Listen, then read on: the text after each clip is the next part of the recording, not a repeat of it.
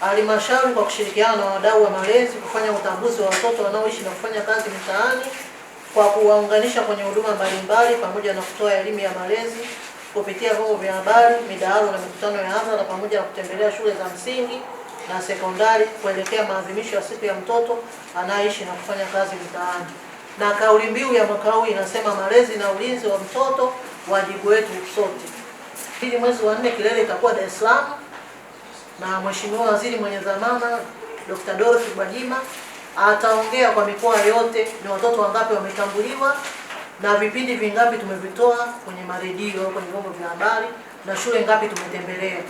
Lengo hasa ni kutoa malezi ili hao watoto mwisho wa siku wasiwe tena wa mtaani.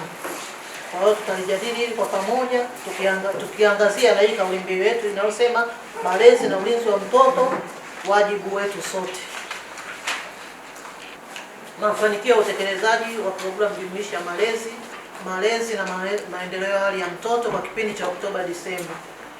Tumeongeza juhudi za kutambua na kusajili vituo vya kulelea watoto wadogo mchana ili kuimarisha upatikanaji wa huduma jumuishi za malezi, makuzi na maendeleo ya hali ya mtoto. Mpaka kufikia Disemba 2025, jumla ya vituo au makao ya kulelea watoto, vituo vya kulelea watoto wadogo mchana tunaita daycare centers 345 vimetambuliwa na vituo 154 vimesajiliwa sawa na 45% ya vituo vyote. Kwa upande wa makao ya watoto tuna jumla ya makao ya watoto 30 katika mkoa wetu wa Morogoro sawa na 90%.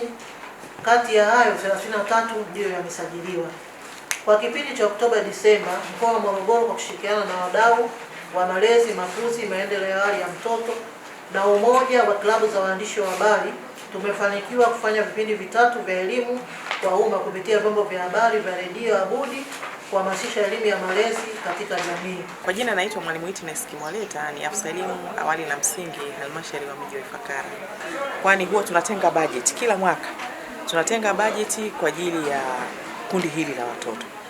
Wanafunzi wa madarasa ya awali lakini pia na wanafunzi hao wote ambao wako chini ya miaka 8. Na bajeti ya lishe ambayo kazi yake kubwa ni kuhakikisha kwamba shughuli zote zinazohusiana na masuala ya lishe zinafanyika kwa hiyo bajeti. Lakini lingine ni kufuatilia kabisa kuhakikisha kwamba lishe ni kitu kimoja, lakini je, lishe inayotolewa ina virutubisho vya kutosha? Hiyo bado tunahangaika nayo na tunapambana nayo kuhakikisha kwamba wanafunzi wale wanapata lishe kutosha. Lakini pia tunatoa mafunzo kwa kutumia bajeti hiyo, tunatoa mafunzo kwa walimu kuhusiana na malezi na makuzi ya watoto na kupitia hawa wenzetu wa CDO. Kwa majina anaitwa Mbamba Zibedayo, ni afisa ustawi wa jamii kutokea halmashauri ya wilaya ya Morogoro. Tumekuwa tukishughulika hasa na masuala ya malezi, makuzi na maendeleo ya awali ya mtoto. Huwa kuna changamoto kadha wa kadha ambazo tumekuwa tukiziona kwa watoto, lakini tuna imani kwamba hizi changamoto zinazotokea kwa watoto haziletwi na watoto. Inatokana na athari tofauti za malezi yanayotokana na wazazi wao. Hivyo tuna imani kubwa kwamba yale malezi ya wazazi wanaowapatia watoto ndio yanayomlea huyu mtoto na kuja kumtambulisha baadaye yeye yaonekane vipi kwenye jamii.